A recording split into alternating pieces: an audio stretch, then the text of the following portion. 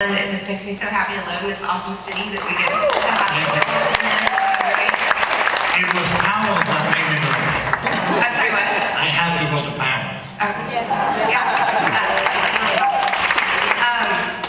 I'm a little emotional seeing you and standing in line listening to you talk about like the magic aspect and the talisman and stuff. I think that's really powerful.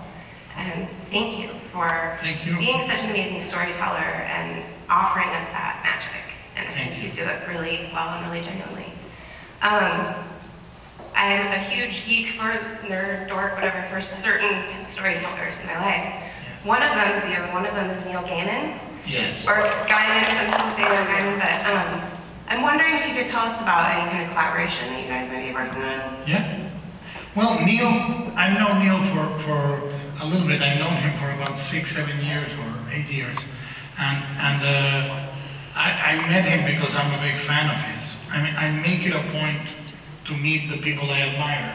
I do my best, even if it's a handshake or just, you know, the last guy I met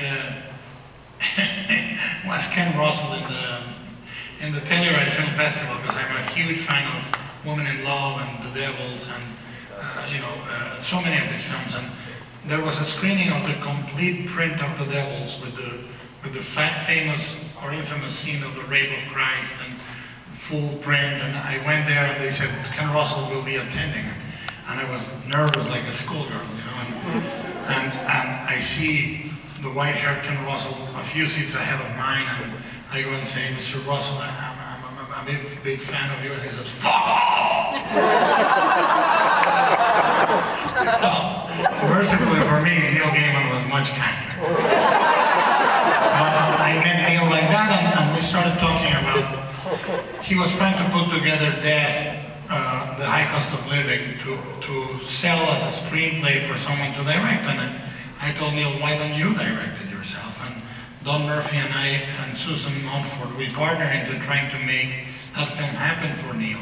It's been very hard. We haven't succeeded because it's very difficult to extricate it from the big studio system. It's already a library property, but at the same time, they are afraid of doing anything with it. So, you know, we're struggling, we're trying. He said, I want to go to your set on Hellboy 2 to learn. So he was on the set observing for about 2-3 weeks. You know, and we talk a lot. I find he's one of those wise spirits, you know.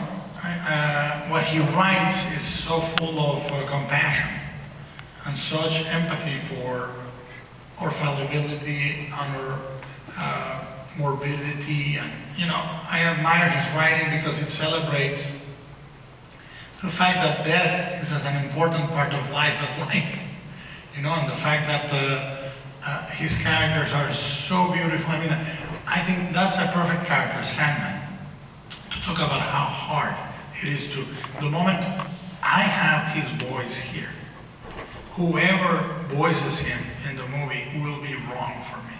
I don't care who it is, you know? And that's a perfect example. You own it. And yes, he looks like a cross between Keith Richards and a very pale Iggy Pop, or, you know, Sid Vicious, I don't know. But the moment an actor becomes specific, I'm not gonna like it.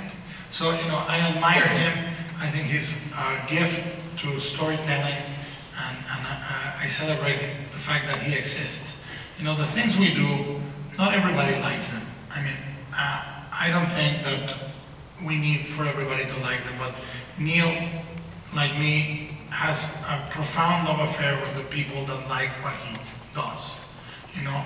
And I think that that's very important, and it sustains him and it sustains me throughout our work. And I would die to see, for example, American Gods, you know, as a major event miniseries. Not one movie, because you can't make that book into a 2-hour movie.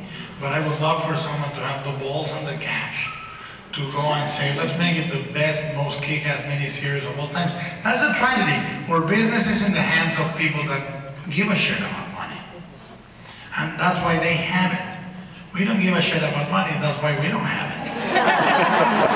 You know, but then again, they don't live that way. you know, that's always my secret consolation. You know, I really think that why would it be so hard for show business to be in the hands of showmen? Why? Where did we all fucking go wrong?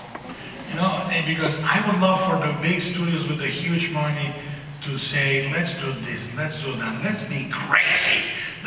You know why? Because they're still gonna fuck up. Everything they do by calculations and demographics and the quadrants and the testing, they're shit. A lot of their movies are shit anyway. Why don't they try different shit? It's not 90% of it the rule of surgeon. The other surgeon said 90% of everything is shit. And he was right. So if you're gonna go in a place of fucking glory, right? But they don't. They're really afraid and conservative. So, you know, I hope Neil Gaiman gets to do his death, because I tell you what, if he gets it right, it will be Neil Gaiman's death. If he gets it wrong, he got it wrong. He's the only one that has the right to fuck it up, you know, or to succeed. So, you know, that's where we are.